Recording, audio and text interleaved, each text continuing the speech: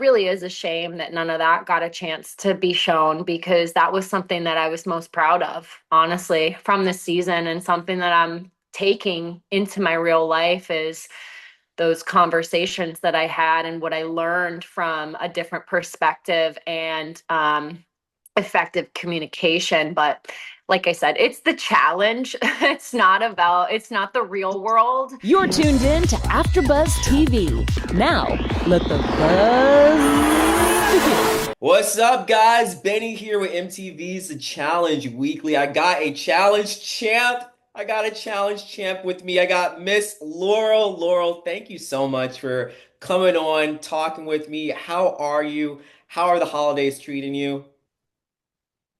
Good, good. Thank you so much. Yeah, the holidays are good. It's rainy here today in Florida, but other than that, it's always sunny. So I don't mind a rainy day here and there. And I just had Jack in town, so that was really great to have him in town for, like the Christmas season. I celebrate Christmas, so I say Christmas for me, but the holiday season. And so that's been great. And then I think it's like, what is it, the 23rd today? Yeah, I think so. I'm all Yeah. over with my days also.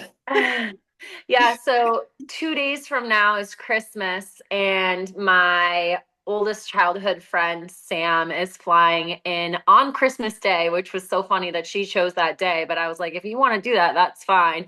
And she's bringing her two girls to my house, and I got them some little presents. So it'll be like a double Christmas this year. I'm excited to just have all of my friends to my house and like show them what I've created. And yeah, life has been really good. So thank you so much for asking. I hope it's good for you too. Yeah, thank you. Thank you. It has been. That's so awesome that you're gonna have that awesome Christmas where all your friends are gonna come down and gonna have a good time. I love hearing that. And so I want to talk about season 40. You were back this season, and it was such, or it's such because it's still going on. It's such an iconic season, and for you to be a part of that, I know so many people would have been so upset if you weren't asked to be on this season. But overall, just what were your thoughts on this season and how was it different than other seasons that you've competed in? Um, so I actually wasn't gonna do it. Really? Yeah, I had just won All Stars 4 and $250,000 had dropped into my bank account. And for me, like the challenge is something that I do when I want to do it. And I didn't really feel the need to go on after I had just won because I was telling the producers, said I'm not greedy, like I literally have everything that I could possibly need. I don't need to go on the challenge for money. That's kind of what I use it for. Um, Initially in my early 20s, I went on really with a desire to just win, win, win, win, win. But that was me fighting personal internal battles, essentially trying to refine the belief in myself that I could do whatever I set my mind to. But once I won my first challenge, I relaxed a little bit. And then when I won my second challenge, I was just like, I literally have every single thing that I could ever ask for in this world. Like, why would I go back when I just got done? Like, someone else can win. Um, and I was telling them that the entire time. They love to edit me into this, like, badass, like, athlete. And yes, I am that. But like, this season was very different for me because really, after it took quite a lot of convincing, but after thinking just about the fact that it'll probably be my last challenge and that it's the 40th season and that that's some really monumental number and that I skipped Dirty 30. Like I skip a lot of shows because I do a lot of other things besides the challenge. So I decided to only go because of the number and reluctantly a little bit. And so I went and it was just a very different season for me. And I was there to support Jordan Wisely and, kind of what I what I took from it was more personal lessons this time around because I wasn't really there to win. And I was shocked that I wasn't getting sent into eliminations at all. Like I truly, truly, truly was so shocked because I got selected for a target every single time. And it was just so funny that like I didn't have to go into one elimination because I kept thinking to myself, well, if I go into elimination, it doesn't matter because whatever. And then it ended up being that there was a purge, and that day I could kind of try a little bit less. And, um, it was just a very interesting season. They really didn't show all of the. I mean, I can't anticipate that they would be able to show everything that everyone goes through, right? They pick the biggest moments. Um, but there were so many things that were not shown that I took from this season that will be a lesson for me that I'm bringing into my life. And so that in and of itself is valuable. And it was the same old challenge experience, as it always is. You sleep in a bunk bed, you sleep in a room with 20 fucking people, and they annoy you, and you wake up and they say the same thing every day, and then you do the same thing every day, and then you don't know what the challenge is. And it's like, I've been doing this for so long that it no longer has its luster. It's literally the same shit each time. And I'm sorry, that was so funny. but it was fun because I really got a chance to get to know some people like Aviv, and Rachel. And even though they chose to only show the really tense moment between me and Michelle and I actually came to such a good place after this show. And even when we were filming the reunion, we had just really, really impactful conversations. Because her and I started off really on the wrong foot. But what I can appreciate about Michelle now, after being on season 40 with her, is that she has an extremely uh, non-fearful way of initiating conversation, even if it's difficult conversation. And it was difficult conversation between her and I.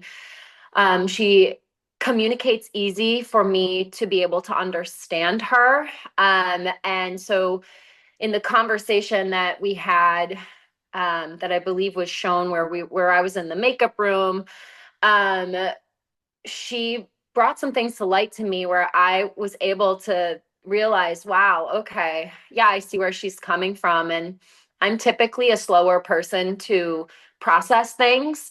And so a few days later, after we had that conversation, I went and had another conversation with her. And then we had so many conversations that were, not shown on the show because it's not the real world. But I am really, really happy about how I left the season with her. And I'm actually super proud of her for just, coming on a show that was foreign to her, coming in with a bang, not really knowing what she was doing, and continuing to make improvements over time.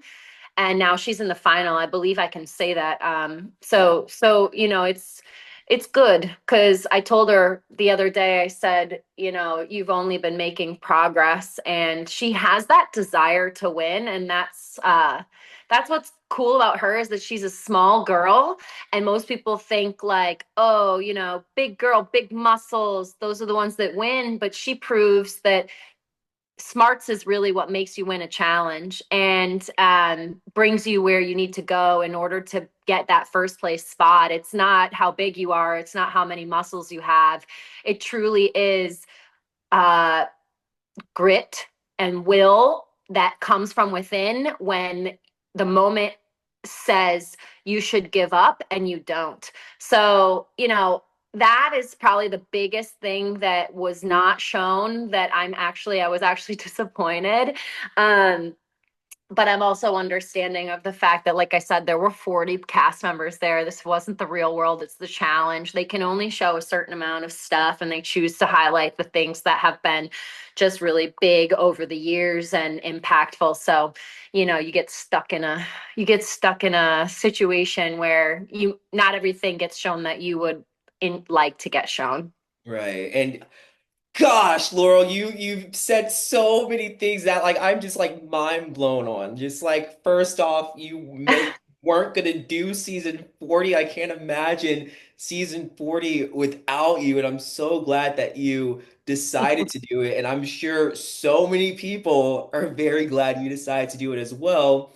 And then going to the topic of you and Michelle, like I'm so glad that you mentioned that because, like you said, they didn't show that. So now you do have this platform to say, like, hey, we're both good. Because me as a fan, I had no idea. I thought you guys were still beefing. So that's really, really cool that, this experience, you guys were able to come to terms with each other, which I think is amazing. I really do think that it's amazing as well because of where we started, and the show is a tough show because it's really not the physical stuff that's tough, it's the emotional stuff. And for me, one way that you can prove to me um just a lot of things is like when the decisions get made is like, are you on my side? Are you not on my side? You know what I mean? Like Yeah. you can't claim to be at the time how I felt in previous seasons is you can't claim to be my friend if you're going to talk badly about me behind my back, if you're going to vote me in. And so there's a lot of factors for me that when I was on the show in previous years that I would really just write people off because I would hear that they'd be saying something negative about me, or I would see it, or they would vote me in, and it just really got in the way of me developing personal relationships on the show. But over time, as I've grown and um evolved over the years, Michelle is just one case of where I learned to listen to somebody who has a different perspective. And like I said, she's just really good at listening and um, explaining herself.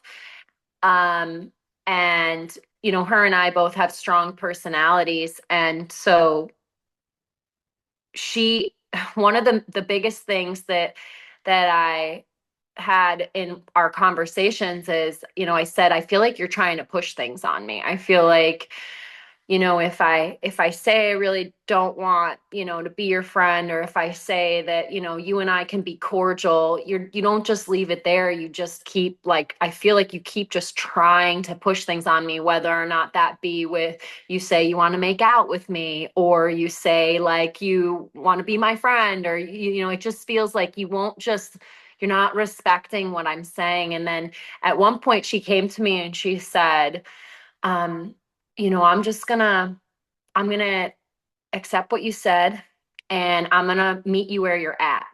And it was at that moment where I was like, wow, thank you. And then that's when things started to build between her and I started to, open up further. And, it really is a shame that none of that got a chance to be shown, because that was something that I was most proud of, honestly, from this season, and something that I'm taking into my real life is those conversations that I had and what I learned from a different perspective and effective communication. But like I said, it's the challenge. It's not the real world.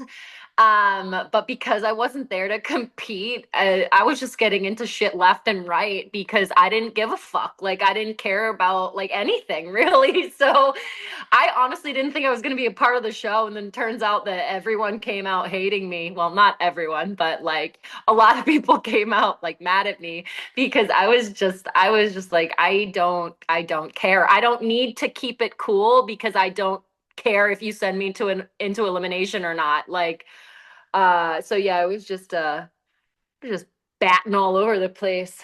You're just there living your life, and people were just like they didn't get it. And they put that on you, and I get it, I get it. And speaking about, so you talked about Michelle during season 40. you did have an alliance that you worked with.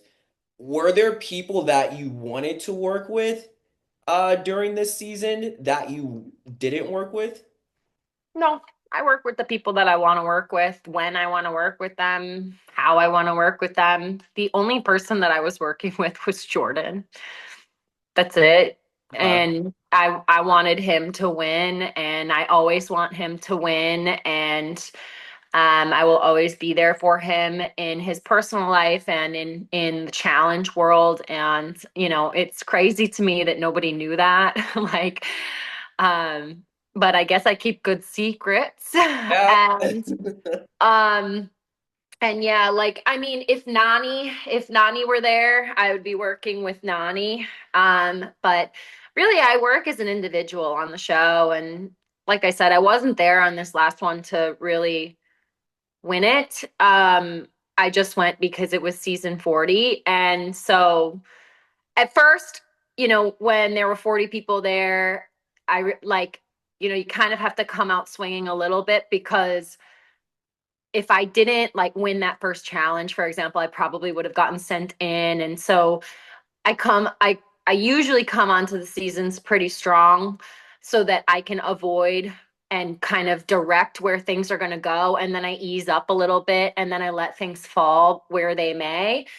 So that's what I did with this past one. But by the mid of the season, I was just like, you know, Like whatever. yeah. Yeah. And then I was tired. And then Johnny started waking up every day and saying how he was going to take out Jordan. And then I was like, I can't let that happen. Sticking up for your guy. Hey, I respect that. I respect that. And so you are such an iconic person for this whole franchise. Everyone knows who you are. Everyone knows your name. Whenever they say Laurel, instantly they think of the challenge. And one thing that I thought was very interesting, it was not this past episode. I think it was the episode before this past episode where Tori was saying, if I can win this, I could be a part of Mount Rushmore. And then they showed the coolest clip, Laurel. They I showed know. you, Evelyn, Cara. Who else did they show? You, Evelyn, Cara, and Ambling. Emily. And so I thought that was so amazing, giving you your flowers, which like it all respect, which is due. Um, but who else? What other women do you think should be on Route Mount Rushmore? Yeah. I mean, so when you think of usually when people think of Mount Rushmore for the challenge, I mean, first of all, that was really cool. I saw that clip on Instagram and I was like, oh my God. I actually saw the one where it was like CT, Johnny, Jordan, and me. And I don't know if that was made up or fake or the one if that was shown on the show. But when I saw that, I was like, me with Johnny and Jordan and CT and like basically the best men to ever play the show. It was very, very nice of the show to do that. And I am honestly, it's just really cool to be a part of that and be on Mount Rushmore. I showed my dad and he was like, I don't remember Mount Rushmore looking like that. And it's just like it just shows you like how like low of a priority the challenge is to my family because they don't give a fucking shit. And like they're constantly like, so what? So it's, like it is cool though, to be known as a power player, and I really feel like I fought to put myself in that spot. I fought very hard to get respect from the men on the show, and that was the biggest place that I fought. Honestly, with the women it was no issue because it was obvious, but but with the men I had to prove to them that I will take you out. I will. I will silence you by sending you home. I will get in the way of you doing what you need to do if you do not like respect me or listen to me or, like I was sick of the men on the show trampling over women essentially, and I made it a priority to go after men that I didn't like and say, I'm gonna target you if you, kind of piss me off. And I don't know if that played a factor in the women of the show, rising up, and or the men of the show starting to respect the women. Um, However, there has been a shift over the years of how they speak to women, and honestly, at the end of the day, it was really cool to see, my face up on that little fake challenge Mount Rushmore. I definitely think Rachel should be a part of that. She's a very, very strong voice, and has been for a very long time, on the challenge. She's part of the original, first 10 seasons, and she was one of the strong girls back in the day. Um, but then you could have a Mount Rushmore for anything. You could have a Mount Rushmore for the best girls of the challenge, which are Jenna, Nani, Kayla, right?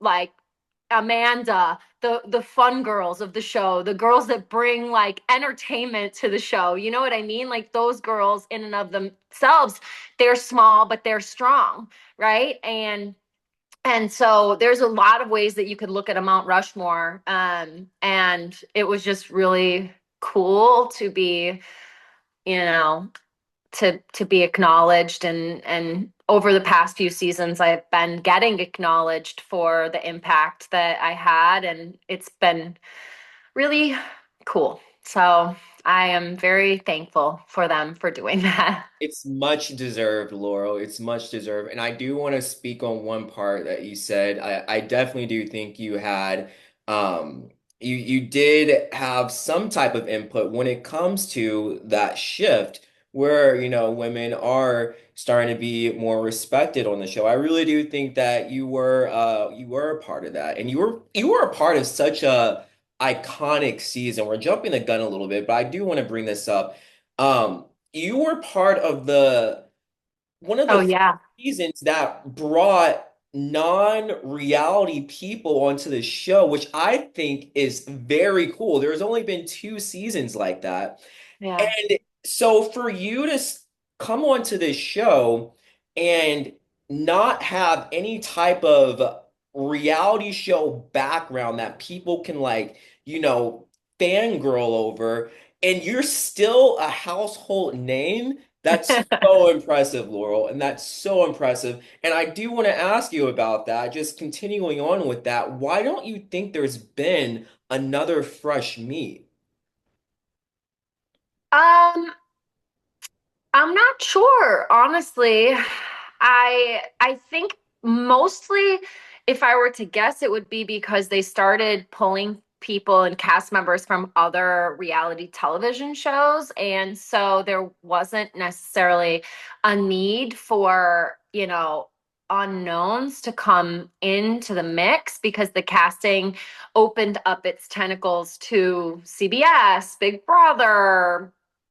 I'm sure there's other TV shows that I'm forgetting. I know that there's some random ones. Like Big T came from like a shipwreck show or something. I don't know. I just recently like looked it up on YouTube because her and I have gotten so close, and so I wanted to see her on her show because she said she was like a whippersnapper on it, and she was.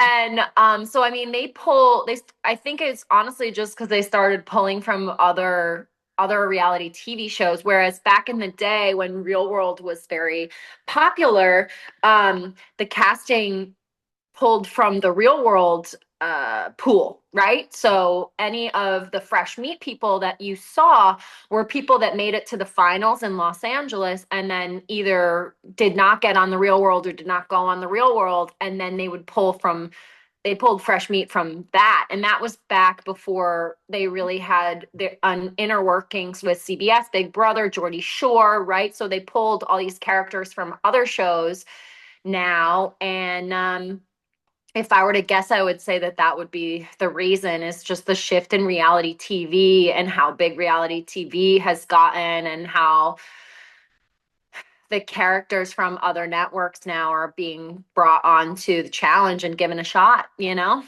Yeah, yeah. Well, I'm so glad that we had the opportunity to see you on Fresh Meat because that was still like both Fresh Meats, Fresh Meat 1 and Fresh Meat 2, like both great seasons because we got fresh new faces. We were introduced to you. So like it was meant to be. It was meant to be. Going back to season 40, I do want to ask you. Your last episode, you decided to give one karma point to Johnny Bananas. Yeah. I gotta know, Laura, what was the Okay. reason? What was the Yeah. reason? Yeah. Okay. So, Johnny and I obviously were on the same team and arguably the two strongest players on our team, right? In terms of competition athletics and like acumen as well as experienced like seasoned experience, right? Like Johnny I would say is the most experienced challenger, the most skilled challenger, not just in terms of playing the games but also knowing how to make a fucking television show. And it's amazing. It's actually, I never really paid attention to Johnny in the past. Him and I never really went after each other in the past. And so we would always kind of work alongside each other, but never really together. But we would always end up on the top together just because he would win and I would win. And like we would never go against each other. And that's almost how I saw his and my relationship. But on this past season, because we were on the same team together and on the same era, we worked hand in hand constantly in every challenge. And it was him taking the lead, me taking the lead, and playing the game, right? And so I got a chance to see, like, honestly, how good he is at the game intimately because him and I were sleeping next to each other. So every day I would wake up and he would kind of tell me everything. And one of the things that he did not tell me that I found out through other people was that Johnny has a podcast and he was allowed to film one of his episodes of his podcast while we were on site. And that's not typically usual. Like, you're not allowed to make phone calls to family, you're not allowed to read books, you're really not allowed to do much. And I heard that he did the podcast with Cara Maria and that all she did was trash me on the interview. And so I was a little bit pissed off about that. But then I was also pissed off because the deal that they made in order for him to get her on the podcast, he said that, well, basically, it was said that he can't vote her in. And so in my eyes, then I saw, okay, well, if he can't vote her in, then that means he's going to vote me in. So I saw an end to us working together. And as a result, when I had the opportunity at the very end to give him, points, I just I took that as he was working not with me, and so I gave him a 1. And um I told him that immediately after we came off the show. I called him and I said, "Hey, I'm kind of mad at you. Like, we were working together for quite a long time and then I found out that you were doing this and then we talked it out." And so, he's aware of why I did that. But at the time he said, "Why didn't you talk to me?" And to be honest with you, I told him, I said, "Listen, I was done with the show anyway. You're right. I should have talked to you because we easily could have resolved it." And, communication is one of my biggest obstacles in life is, how do I communicate? When do I communicate? How do I tell somebody how I feel when it's not so favorable, right? And I am constantly trying to better myself in that regard. And I'm constantly clunking through life being a poor communicator and trying to become a better one. And, that's one of the things that I appreciate about Johnny is because every single time that I go to him or we have a conversation, regardless of what the conversation is, he tells me straight up, we have a discussion, and then it gets dropped. And I respect that about him. And not only do I respect that, I respect, like I said, the way that he plays the game because I was in awe, actually, of watching him work the cameras and watching him create a story and watching him influence people. That in and of itself is very hard to do. And he's really great at it. And because I was his bunkmate and the person that was sleeping right next to him, I saw it all firsthand, and I really was in just awe of it. And Johnny is one of the best players to play the game. And I gave him a one, and maybe now we'll be rivals. Hey, I would love to see that. But mind blown, mind blown. No idea Johnny was doing that. That's pretty crazy. Pretty cool also, but pretty crazy. Wrapping it up, Laurel, this has been so much fun talking to you, but I do want to ask you this last final question. What do you want people to know about you that people do not get to see on the TV screen? Because just from talking to you, I see such a different Laurel than the Laurel that I see, which I like both Laurels I love, but it's so cool to see like this Laurel. So like, what do you want people to know about Laurel that they don't get to see on the challenge? I don't want people to know anything. I really don't. I give a giant big fuck you to anybody who has something negative to say about me. Like, literally, fuck you. Say it to my face. You won't, number one.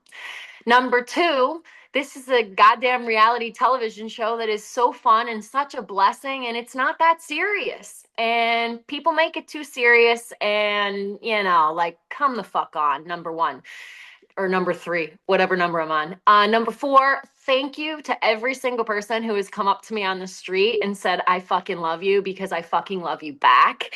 And thank you to the people that relate to me and, are by my side through thick and thin. And, if I'm not for you, go fuck yourself. Laurel, ladies and gentlemen, Laurel. Laurel, thank you so much for coming on. Can you tell your fans where they can find you on social media? Yeah, it's just Laurel Stucky on Instagram. I don't post that often, but I do try and interact. There's some things that I have planned for the new year. One of the insults that a cast member had said to me was that I'm homeless, and so I kind of got together with some of my followers and said, why don't we organize an event where we all get together and do a meet and greet, essentially, where we're raising money for the homeless population within Florida. And so, like, that's something that I have planned for the new year, and kind of the ways that I interact on my Instagram, because I don't like slang ads and I don't try and make money from any of social media, which I probably should, but I get a salary that is very nice, and I'm extremely comfortable in life. And so the only thing that I really want to do is give back all of the things that I feel like were given to me in order to be successful where I'm at right now in my life. And yeah, so my Instagram is Laurel Stucky, and I don't do much on there, but when I do, I go on live sometimes. And yeah, one of the things that I'm planning for the new year and in the upcoming future, now that I have more time, is to do some events where I get to meet the people that are interested in charity. And the first one that we want to do is, like I said, for the homeless shelters within the state of Florida. And so I've been working with a couple of fans that are like-minded in that way. And we're going to all meet up, have an event, raise money, and get supplies, and then drop it off at shelters. So yeah, that's my Instagram space. I tweet sometimes, but it's always problematic, and that's also at Laurel Stucky. And other than that, I'm just living my life on the day to day, hanging out with my dog, looking at the beautiful view that I have outside my window, and feeling really blessed. And I can only wish that others feel the same. And, to everyone out there, I don't know when you're going to release this, but that feels alone on the holiday season. I had a message sent through me to me today saying, like, what do you do when you feel alone? And the things that I do is that I call my friends. And so, if you're feeling alone, like the person who messaged me, my suggestion would be to reach out, right? Reach out to friends or go to a group that is involving something that you're interested in. Go do an event like a writing event, or go, hang out with some people and connect with them. I think that that can help. You don't need a family per se to enjoy the holiday seasons, because friends and the people that you work with and the people that treat you well can also be your family. So, you know, I guess those are all the things that are in my head right now that kind of just popped out. Love Like, that. but yeah, my social media is whatever. That's awesome. Well, Laurel, thank you so much. And I'm so glad you mentioned that as well. That's beautiful, and especially the with the homeless thing that you said you're gonna do. I think that's amazing. I think that's so cool. And pretty much you're just like fighting hate with love, which I really love. But Kind of just shift it. Thank you. Thank you. and you guys can find me on all social media at Benny J Adams. Thank you guys for watching. Laurel, thank you again, and I'll see you Thanks, guys next Benny. time.